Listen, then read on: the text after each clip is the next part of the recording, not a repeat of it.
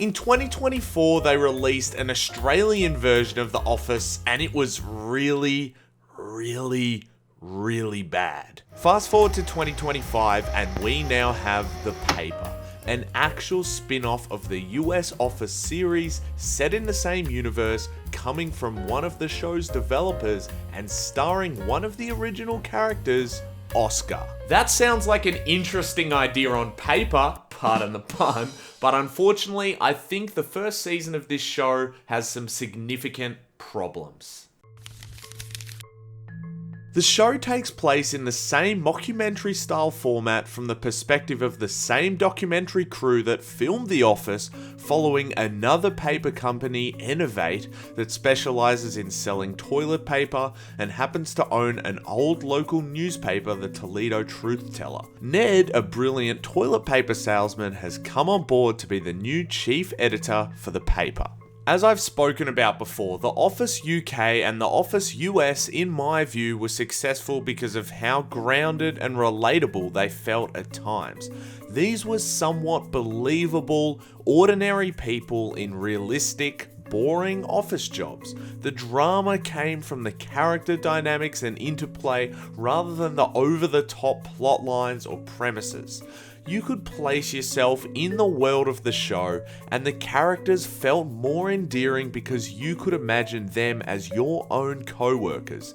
Here, in The Paper, the premise feels like it teeters on the edge of believability, but strays too far into the realm of silliness. The show just feels too ridiculous and cartoony at times, and it's not believable. You might be wondering why or how that's the case.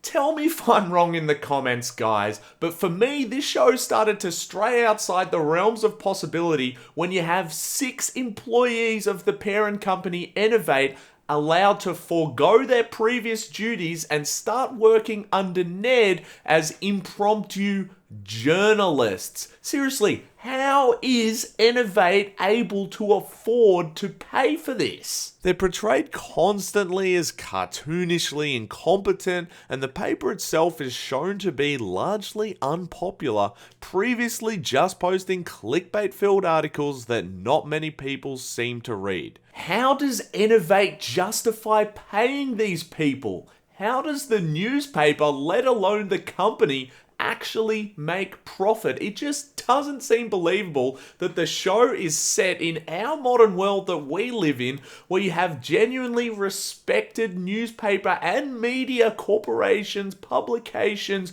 going out of print all the time, every day, and yet somehow this toilet paper funded local newspaper ran by journalists who are actually presented as bumbling idiots is somehow turning a profit to pay for the salaries of 7 people.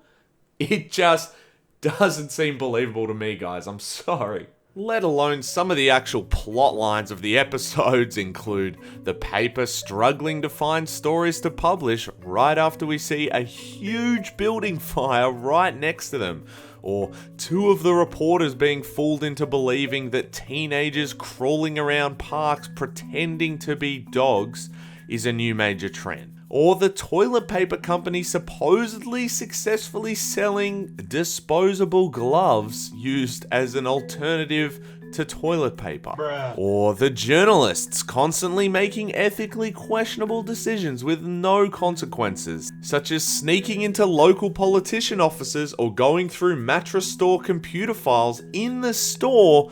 Wouldn't these be criminal offenses and leave the paper open to legal trouble? Why is no one questioning the job position of Esmeralda or any of the other employees for that matter, because they constantly show how clearly incompetent they are? We don't actually see that they have any skill in journalism really at all, and almost all of them seem like complete idiots.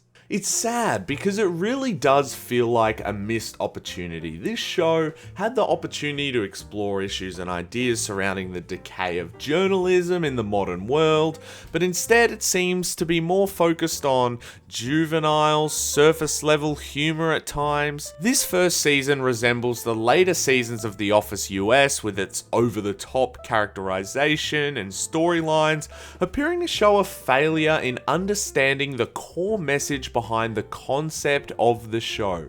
The originals were a clever satire on corporate office culture, whereas the paper doesn't really seem to have any kind of message to anchor it like those successful shows before it did. But that's not the only major issue here. Let's talk about the characters. Almost all of them here feel like a remix of the Office US characters rather than something truly new. And this could have worked if it wasn't done for almost every single new character here. It really leaves the show feeling a bit stale, as if it's a cover of one of your favourite songs, but it just can't recapture the magic of the original. So first we have Ned, the editor-in-chief, who will obviously draw comparisons at times to Michael Scott. At the beginning of the series, he seems more competent, but towards the later episodes, Ned becomes increasingly cartoonish and almost insufferably awkward at times. This has its moments where it does work, but at the same time, he just feels tonally inconsistent and illogical as a character. Mayor, the most competent Innovate employee who actually has some limited journalistic experience, feels like a rip-off of a Jim-style character with her cynicism, and while at times she offers glimpses of being a likable character, she's the main culprit in breaking the fourth wall just one too many times and staring at the camera with that trademark Jim look about her. I'm so tired of these writers and showrunners thinking that it's a hilarious punchline to have the character break the fourth wall and stare directly at the camera for comedic effect. It is a tired trope that was once fresh when The Office US was around, and it has now been done to death. And if you're going to rely on that as your comedic crutch several times, not only in a season, but several times per episode, to me that speaks to maybe some creativity problems in the writing room. Nicole has traces of Angela's coldness, yet none of her interesting quirks. Dietrich feels like a Wish version of Ryan, getting attention from the ladies, but the twist is that he actually has a good heart. Ken feels like a watered down version of Todd Packer. Alex feels like Kevin without any of the charm, the dumb guy, and then you have Barry, who's just a knockoff Stanley grumpy old man character crossed with some of the quirkiness of Creed, but again, he just doesn't have the charm. All of these characters have been created with the same ingredients from the original US Office characters, but they're just missing something that doesn't make them feel as genuine or as lovable. I haven't even gotten into some of the other members of the cast, but they're so forgettable and bland that they're just not really worth commenting on. The one character who actually feels original is Esmeralda, the previous editor in charge of the paper. The problem is that she's just incredibly annoying. She's loud, she's obnoxious, but not in a funny way. She's shrill, she's always stirring up trouble. She's not even presented as being competent at her job, and it just makes you question, how does she still have a job here? I'm sorry, but it's just really painful to sit through. She lacks the likable backbone that Steve Carell and Ricky Gervais brought to their respective characters with similar traits. Esmeralda could work as a character if you turn down the annoying factor by about 100, and I do mean that sincerely, because if the writers were able to get us to actually empathize with her as a character, to see her as a realistic human being, then I think she really could work. There could be moments where she kind of goes off the rails like she does in this show and screaming and everything. It would land if she just wasn't like that 24/7, and unfortunately, judging by how much screen time that she got in this season doing very similar things, And it seems like the writers seem to think that we as an audience would find that really funny and hilarious. So I'm not very confident that they're going to fix this in upcoming seasons. And overall, almost all of these characters just feel incredibly cartoonish. They act in over-exaggerated, ridiculous ways that, yes, maybe might work in a different sitcom, but when you attach this to an intellectual property like The Office, it's not really what I had in mind for the show. These characters are used like clowns. They do a funny little song and dance for the audience, but again, it just doesn't feel believable. If you can get over that, or you never had the expectations that I did that this show would somehow be grounded in reality, maybe you'll have a fun time with this. Or also, maybe it just takes a bit of time to get used to the tone of the show. But for me personally, I found it pretty tiresome. Another problem with the paper is how it functions as a comedy. For pretty much the majority of the show, I was just sitting there with a straight face, and that's not what you want. There's one moment in the last episode that had me actually reacting, which was really good, but apart from that, straight face. The majority of the jokes, punchlines, and gags just don't really feel that funny to me. There's a few moments that teeter on the edge of some of the dark humor moments throughout the UK office and the US, but it feels as if the writers are just too afraid to go into any territory that may be considered offensive. The dark humor works so well in the US and UK iterations of the show because you could laugh at how horrific some of it was. You could ridicule those characters, and when they had bad things happen to them, you felt a sense of catharsis. And the US office was even able to turn one of those unlikable characters, Michael Scott, into a redeemed and lovable figure. That's a truly brilliant caliber of writing that just isn't on display here in this first season. Because instead we have some bottom of the barrel cliche 2015 level humor, such as making fun of religious people in a weird one-liner from Adelola. I think he was hired under some initiative that gives jobs to poor religious people with no skills.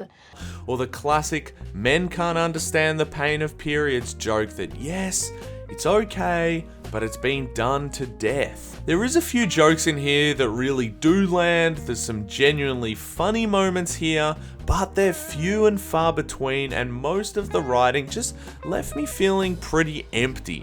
When everything is exaggerated and ridiculous and loud, none of the big comedic moments really have any kind of impact. As soon as this show finished, the first episode of the US office started playing, and almost instantly it had me laughing out loud.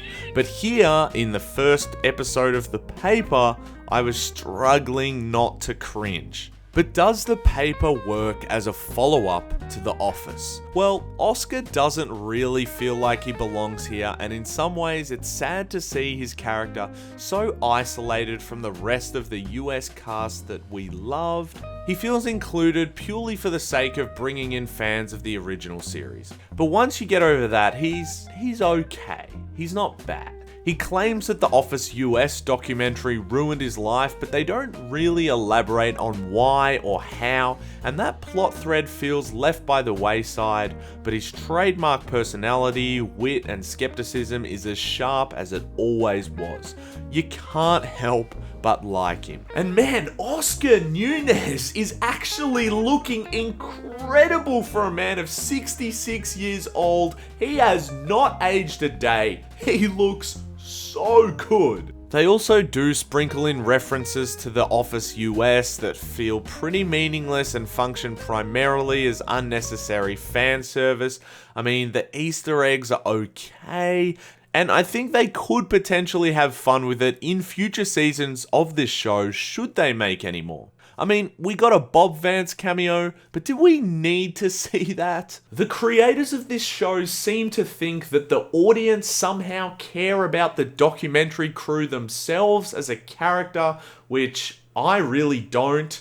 And from memory, that's something that was only really introduced into the later seasons of The Office US when they tried to go meta, and some would say they started to run out of ideas. The mockumentary format of the show should be a vehicle for the storytelling, rather than a character or presence that you're always aware of, in my humble view. The short episodic format works well here, and I think season-long arcs combined with an episodic nature is actually something that this show does really well, and it's refreshing to see in an era where so many streaming shows just don't have any episodic value, with each season feeling more like an extended movie rather than a television show. Some final thoughts. This show isn't all bad. The romantic subplots were somewhat well written and entertaining, and I think they are the biggest strength of the show. It was really refreshing how they weaved them throughout the 10-episode run. Some of the chemistry does feel a little forced and unrealistic given how these characters behave, but it was still enough to keep me entertained and invested, especially in that 10th episode. There's a cameo from an actor from Lost that was pretty funny, and there's a few moments scattered throughout here that did make me genuinely laugh. I can't say the same for a show like The Office Australia, so this is definitely better than that. And although the paper didn't reach the heights of its predecessor, the US Office, I've gotta say, I did find myself enjoying this show at times, even reluctantly, which maybe says more about me than the show itself. I did sort of enjoy watching this, guys. I had some fun with this. Also, the joke about Domhall Gleeson having goat eyes, that was pretty funny. So, overall, I'm going to give the paper 2.5 stars out of 5. It is actually very close to 3 for me, and if they continue to develop this show and put out some later seasons that build upon these characters, improve the narrative, story, direction, and the tone, maybe it's actually going to be rewarding to come back to this first season to see the introduction and origin of these characters, and maybe I'll enjoy it on a rewatch one day. I might. So I'm going to give it a little bit of benefit of the doubt. You can see how much the writers tinkered with the US Office characters after its first season, so maybe they'll be able to do the same thing here. I'm cautiously optimistic. But what do you guys think? Let me know down in the comments. I'd love to hear your thoughts on the paper. Links to my Patreon are in the description. I appreciate all of your support so much, guys. Thanks for watching, and I'll see you in the next one.